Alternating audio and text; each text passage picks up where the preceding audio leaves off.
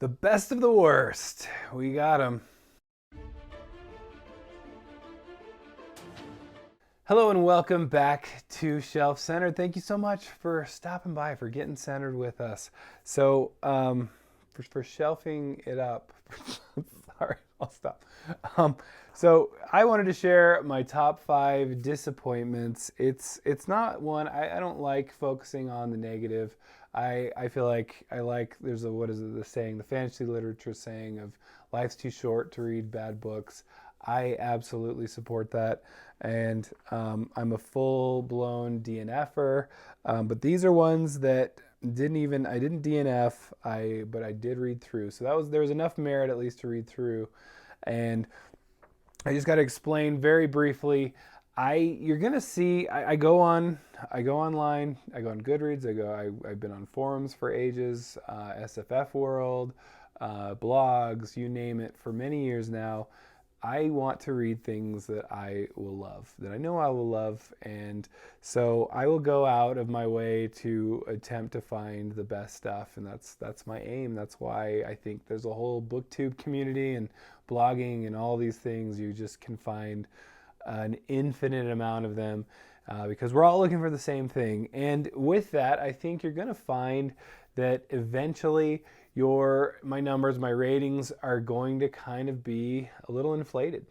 Being honest, they're going to be inflated. I'll be the first to admit it, because on the whole, if I'm already starting out looking for books that I think I'm going to like, then that means I'm trying less of the books that I don't think I'm going to like, and therefore I'm in all likelihood, unless they disappoint me, which they probably have more of a chance of disappointing if I don't like them, because I go in thinking I will like them. If you can trace this line of thought here at all, but the main thing is I'm acknowledging that I'm fully going to have an inflated rating overall, because it just makes sense. It's what I'm aiming for, to be honest. I would rather be reading good things. So with that out of the way, I wanted to start with my number 5. I'm going with, really the rating is the least, what is it? The least bad, the least disappointing to the most disappointing, but all to their levels of disappointment. This number 5 was Apocalypse Now by Charlie Human. This is one that it was almost, I don't know, I guess I had different expectations. Some of it was just, it's such a foreign world, and I think it'll jive with a lot of people, but just this world of just craziness and pornographers and just too many things that were just like too I guess way out of my comfort zone, to say the least. Just not something that I was going to jive with. But I'd had like a lot of, good, like, hey, and I've admitted I liked some weird stuff. I liked getting weird, and that's why I tried this one, because I thought it would scratch that itch, and it did for, and that's again why I did finish the book. But did I absolutely love it like I thought I would? It just, maybe just a little too weird for me even. I don't know. And it even, its Goodreads score even kind of reflects. It's a 3.37 or 7.3. And so, it's had some rough times, and I'm not trying to get down on it. It had definite plenty of good things going for it. I just think the nature of it was just a little too dark for me. And so there's that. All right, number four, and all these were actually audiobooks except for one, and I don't even have my Kindle as my Kindle book. So next one is Ringworld by Larry Niven. This was one, again, it's considered a classic of science fiction. You have to read it almost if you're a science fiction fan. One of the reasons I really thought I would like it was because back in my blogging days, I got a review copy of it was like a 2009 release it was with Larry Niven and a co-author, and I'll have to pop it up if I can find it.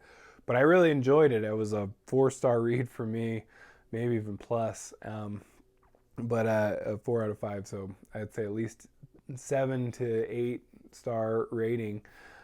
for the book because I really enjoyed it and thought, okay, I got to get to the original series. Like this is going to be good. And it just, part of it is Ringworld is a bit dated, and you hate to say that, but especially to a science fiction classic. But I just reread Dune, and it's slight things are dated, but it's still pretty fresh, and that's what's amazing about Dune. Again, why it can stay such a classic, as opposed to Ringworld. There were just some like a little bit too much sexism, and it was just a little like clearly written for its time period, so you can forgive it to some degree, I guess, but at the same time, it's just not, I don't know, it didn't seem like as well written as I wanted it to be. Anyway, just didn't have the excitement going for it that I thought the other one did, that was newer and co-authored with someone else. So who'd have thunk it? But I thought the world itself is an interesting world, and I think that's what kind of drew me in too, and again, why I thought I would like Ringworld itself more. Any plans to keep going? I can say so, but it would be a lie. It would be a sham, because I know my TBR, and as lukewarm as I was on that one, I have other things I'm much warmer about. So, all right, number 3, and you're gonna hear number 3 and go, "Wow, how bad were the top 2?" Number 3, Ready Player 2 by Ernest Cline. That's one I actually, in my review, I did defend it because it's not as bad as I think everyone made it out to be. Does that mean that I still didn't find plenty of faults with it? There's still plenty of faults. So Ready Player 2, like I said, it just, my review is more, was it as bad as everyone thought? Not quite. Is it still pretty rough? Yeah, so that's, again, why it's not going to make my top worst ever, because it's still, for me, had redeeming qualities. I loved in the first book the fact that you had this fun Easter egg quest, and in Ready Player 2 we got to do some Easter egg questing, and that was fun to do, even as just obnoxious as the way to get there was. So anyway, those are my 2 cents on that.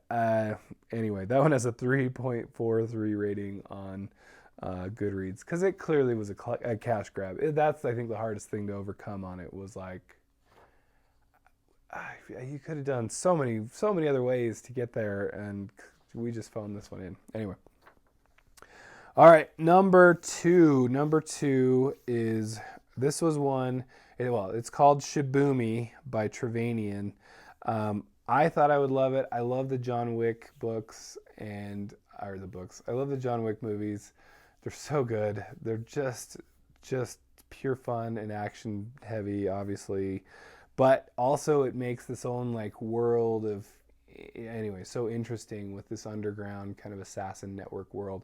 And I had heard, and I think there's definite merit to this, that kind of came, the John Wick kind of came from Shibumi, and you can see it in there, but in just the vaguest sense, like the main guy, and I'm even blanking on who it is, because I have forgotten. I've blanked that book. It's gotten banished. All right, it's banished, and it's just, Shibumi was all tell, don't show, and it was all just set up, and you didn't even get punchline. You didn't get climax to it. It would just be hey, look at all these cool things that this guy can do, and so you see why it gets the guy can, he does this martial arts where he can even you could take anything in a room and use it against you, and a pencil, and if you've watched John Wick, anyway, you know what he could do with a pencil, or many things. And so you get okay, there's somewhat of this Shibumi in there, in the John Wick movies. But it just frustrated me, because it would be this guy is so cool, and then it'd be look at all these people that died after this guy, and it would be well, why don't you want to show me the things that happened? I don't know, So it was just a lot of that, and it was really frustrating. But it's still, I still found myself really like into the character. I remember being really kind of committed to it, but then it's still just like I was so frustrated and fed up by the end when it was just like, still nothing. Are you freaking kidding me? Anyway, so that's the highest rated book on my list at 4.21. So yikes. My top disappointing read for 2021 is going to be, and I hate saying this, Slapstick by Kurt Vonnegut. This is Vonnegut is one of my favorites. His, one of his books made it to my top 10 sci-fi of all time. I love The Sirens of Titan. I quite enjoy Slaughterhouse-5. I love many of his short stories. Welcome to the Monkey House, and what else? Just a ton. Cat's Cradle, Breakfast of Champions, all just a bunch of favorites. Slapstick, and I think kind of Hocus Pocus was another one that did this to me, where it just felt like, because if you read Kurt Vonnegut, he like kind of he sticks in this like phrase that's kind of like the theme / just that it's used over and over again. And Slapstick was almost like, have I read too many Vonnegut books and I just can't get over that being just like a crutch in the writing as opposed to something clever and funny, like Slaughterhouse-5. So it goes, right? We all know so it goes, right? And just for example, and then so Slapstick had its own, and it was like hi ho or whatever, and it was just like it was just I don't know, felt phoned in, felt like yeah, I mean, I guess it fits, and it would kind of be funny sometimes, it's Vonnegut, and he can't not like be enjoyable, so it's fun to read, but at the same time, just that was disappointing because it was just a weird story, and it was just, I think I was just kind of fed up on the kind of forced saying that was forced. So anyway, those are my top 5 disappointments for 2021. Let me know how wrong I was. Let me know what you're thinking. What were your disappointing reads? Maybe I'll avoid them. Maybe it will make me want to read them to see if I will have the same reaction. It has, it can go both ways, So anyway, hey, thank you so much for stopping by. Don't forget to like and subscribe, and thank you so much. Bye.